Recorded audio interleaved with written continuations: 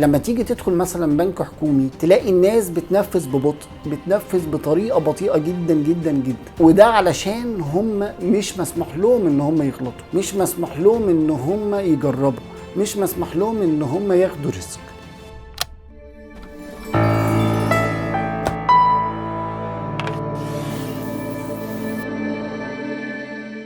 في البيزنس انت بيبقى عندك حلين.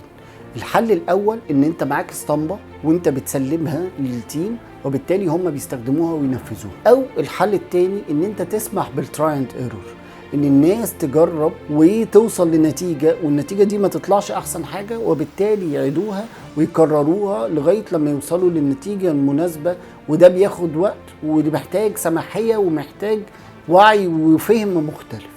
لكن المشكله ان احنا اتربينا على ان احنا ما ينفعش نغلط، ما ينفعش نستخدم التراي اند ايرور سيستم، ما ينفعش نستخدم التراي اند ايرور برنسبل.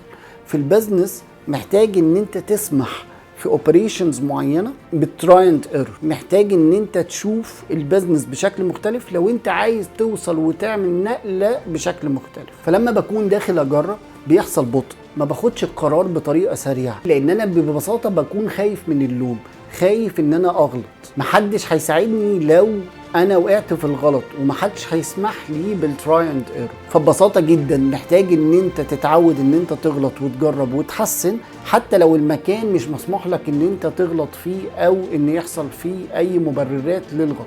فلو انت صاحب بيزنس محتاج تسمح بالبطء، محتاج تسمح ان الناس تاخد قرارات، محتاج تسمح ان الناس تغلط، وبالتالي هتلاقي النتائج بعد شوية فيها تحسن. وفي نفس الوقت هم دايما محتاجين اللي يساعدهم ويكون في ظهرهم. فعود الناس في شركتك ان هم يجربوا ويحاولوا مرة واثنين وثلاثة لغاية لما ينجحوا. هنا بس هتلاقي نتائج مختلفة، وهتلاقي شركتك تقدر توصل لمكانة تانية بشكل مختلف.